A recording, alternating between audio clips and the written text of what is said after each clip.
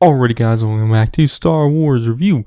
Today I am reviewing Andor Season 1, Episode 1, which was directed by Toby Haynes and written by Tony Gilroy, and was released on September 21st, 2022. So yeah, which I thought it was a pretty solid. I haven't watched episodes 2 and 3 yet, but I wouldn't be surprised if in the end of these first 3 episodes, it kind of ends up feeling like one long, big episode.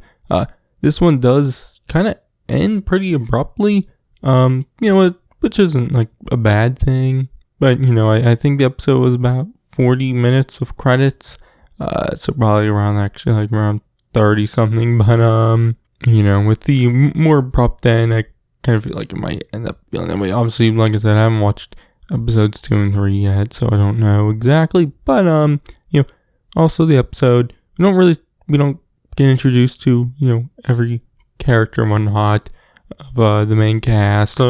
Obviously we see Cassian Andor, a good bit because, he is the titular character. But really the only 2 characters of the main cast we see is Kyle Solar's character, Cyril Karn, and Adria Arjona's character, Bix Kalin.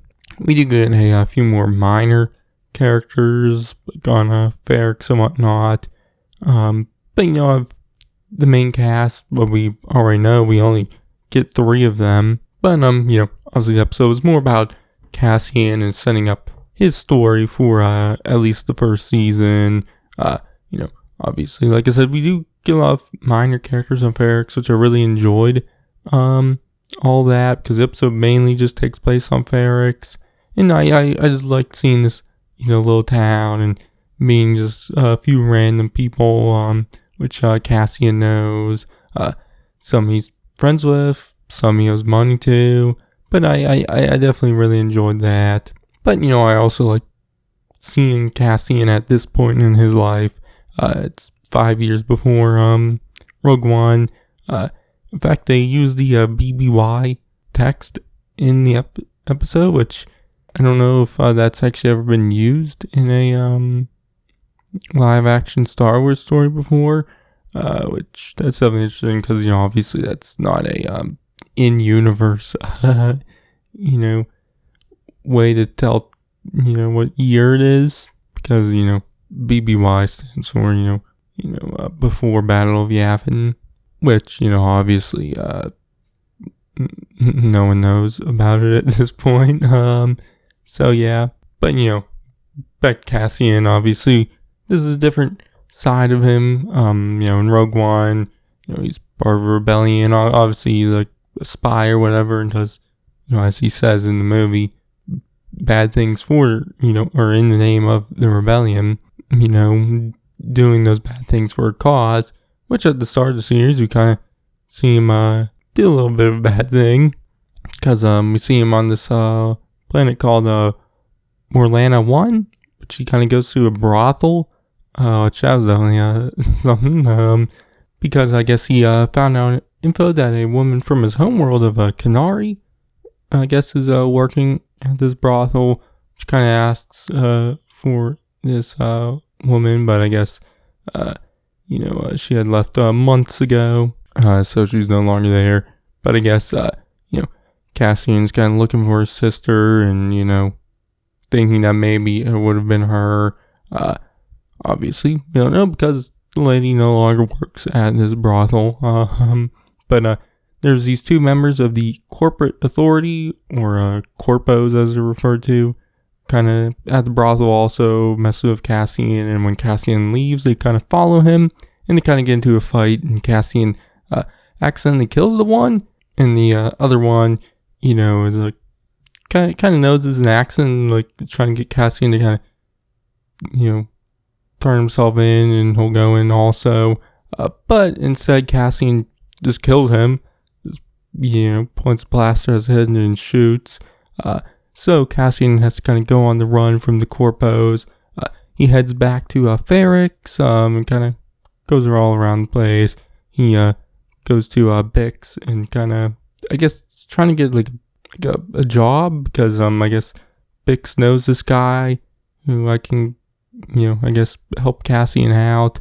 But like I said, we see Cassian go all over town, meeting up with some people he knows and whatnot. I guess maybe about to leave Ferrex or something. I don't know exactly. But obviously all this was very, kind of slow, more character about just conversations with random people, which I really enjoyed that. And even though we've never met these characters before and whatnot, they felt like they have lived here for a while and whatnot. So I really enjoyed that. We also get a new droid, B2 EMO, which I guess is Cassian's droid, just like a big red box, kind of interesting looking. Which obviously there's a lot of images of the droid and trailers and whatnot. I wasn't expecting the droid to actually speak, which was interesting.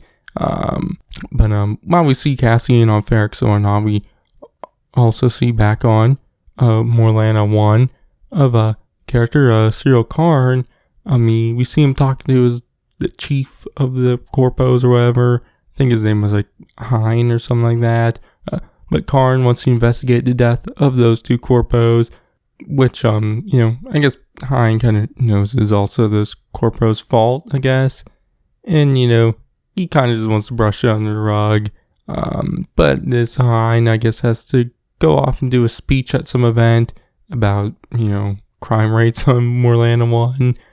So he's gone. And so Karn instead wants to get to the bottom of it. And, I guess, we see him kind of look at these, flight logs or something on the planet, which kind of shows this unidentified ship, which I guess he tracks back to Ferrex.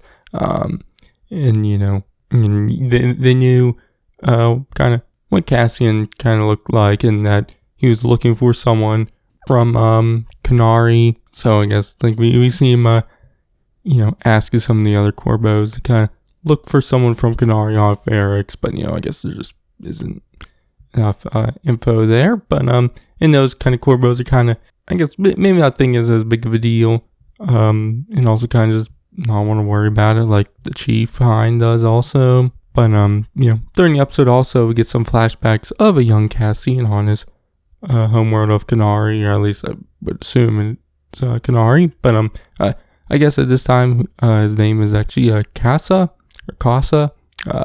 which I guess he's there with his sister in this small tribe of mostly younger kids. None of them seem like they're adults. But we see this ship crash down on the planet, and so some of them set off to go find it, which the episode actually ends during the one part of the flashbacks, and that was interesting there. But yeah, that's kind of what happens in the episode. But the first episode, like I said, was definitely slow. That's not a bad thing though. I really love more character driven stories, and so far it's definitely been that. Obviously we haven't seen all the characters of the series yet, and we don't fully know the characters of Bix and Cyril Karn, and we don't even really fully know this Cassian yet. Obviously we already know Cassian from Rogue One, so we can kind of get what Cassian, who Cassian is at this point because of that. But I'm excited to see where he goes and how it becomes the rebel hero who sacrificed his life for the rebellion. But also interested to see where all these other characters go. So far I like Bix and Karn, and just all the minor characters we've seen on Ferrex and whatnot. But also the tone of the show so far has definitely been different than other live action Star Wars stories. It's definitely been a lot more grounded and serious. But one thing I definitely think is more different with live action Star Wars is that it felt more sci-fi than space fantasy. Because Star Wars is definitely more space fantasy. Kind of definitely has a more unrealistic, I guess, side to it. Because the sci-fi does do more realistic stuff than fantasy, which I love sci-fi, but I also love fantasy.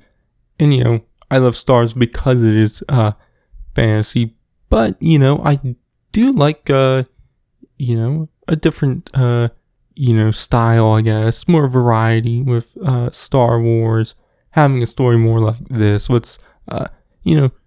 Obviously this series isn't complete yet. By the end, I might think it's like, oh yeah, it's definitely maybe somewhere more in the middle, or maybe even still, I think it might be more fantasy, space fantasy than sci-fi. I don't fully know yet because we haven't seen the full show yet, but going off just this one episode, I definitely do feel that. But even though I would say I'm someone who enjoys the more pulpiness, more fantasy side of Star Wars, I still really enjoyed the different, more grounded, more sci-fi style for Star Wars. But also the production value so far in the series has been great.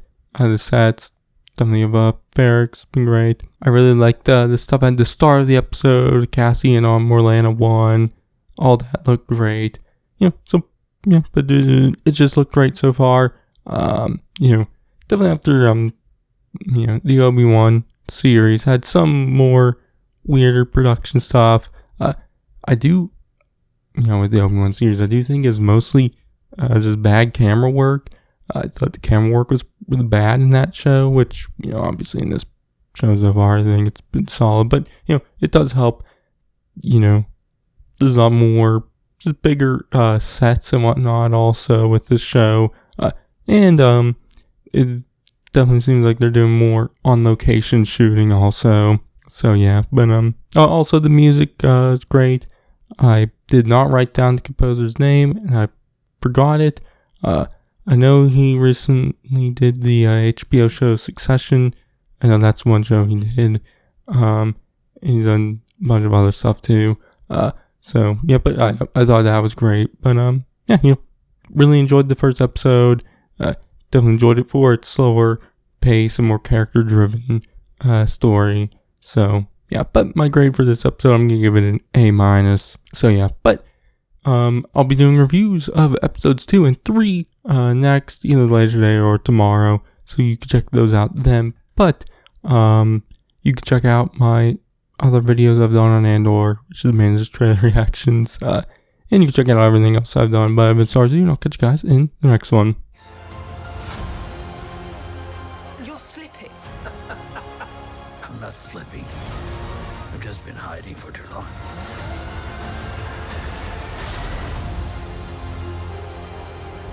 As long as everyone thinks I'm an irritation, there's a good chance they'll miss what I'm really doing. What are